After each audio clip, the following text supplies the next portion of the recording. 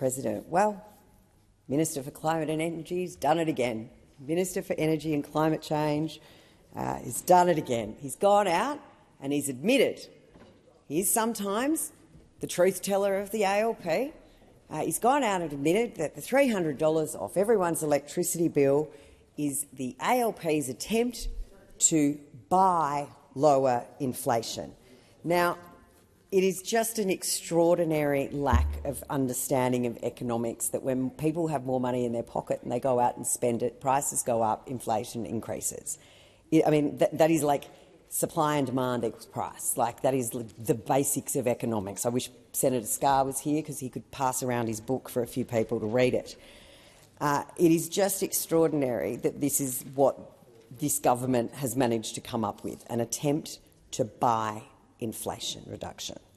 But we know that's not going to happen because the $300 a week go in every household. And interestingly, so we've got a place in Queensland and a place in Canberra that we own, and I stay in here, and we rent our house in Sydney, so I've got 3 power bills.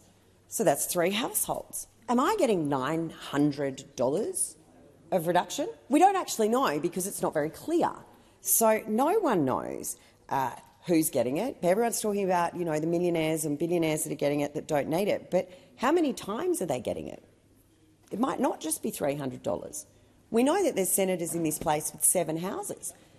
Yeah, well, Jim Chalmers, the Treasurer's got 2. Is he getting $600? I think some of the Greens have got 4 or 5 houses each. Is that $1,200 or $1,500 coming their way? Yeah, well, who knows? Because like everything with this Labor government, the devil's in the detail, which doesn't exist, and the transparency with which they share with the Australian people what their plans are is non-existent. And Guillotine Thursday happened again today as they buddy up with their mates to make sure that they can cover up all of their bad mistakes, not putting anything to the committee stage if they can help it, ensuring that there is no oversight, no transparency, no integrity, just arrogance and hubris, and a constant display of incompetence by the need for them to come back in and go, oops, we made a mistake on that one, we better fix it up. In the most recent case, the Attorney-General, before the bill was even put to the House, he had to go and make some changes. But no, don't worry, we could have had a surplus of $10.3 billion if we weren't spending $1 billion on the AAT rebrand, but never mind that. But what we do know about this budget is that it has gone down with every economist around the country like a lead balloon. And, you know, I heard the Minister for Finance yesterday say if you put 10 economists in the room, you come up with 10 different opinions. Well, what's extraordinary here, and I actually agree with that sentiment, it's usually the case. There's usually quite a big split between economists about what's going to happen and what they think impacts will be going forward. But there seems to be at the moment, for the first time I can recall, universal damnation of this budget by every single leading economist in this country.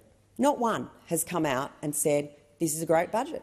They've said it's an election budget. They've said it's a budget that's going to lead to longer and more sticky inflation. They've said it's a budget that the Labor government thinks will be short-term gain but definitely long-term pain for the Australian taxpayer. It is literally universal. And I mean, I applaud the Minister for Finance and the Treasurer for their ability. It never occurred before that every economist in the country thinks this budget is a stinker. And they are 100% correct, because we have $315 billion worth of spending. This is a true Labor budget. Again, another moment of truth-telling. Tax and spend, tax and spend, tax and spend. Your tax receipts, income tax receipts, are going through the roof. You look at the budget estimates into the forwards, you are giving more and more of your money to this government. But going into the future, they are spending $4 more than that for every dollar.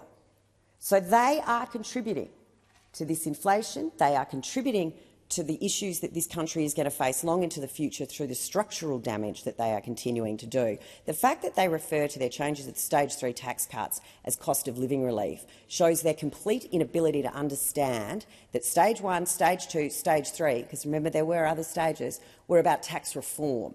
But those opposite don't understand what reform means. They don't understand economics, and it's an absolute embarrassment and shambles. And the sooner we see the back of this government,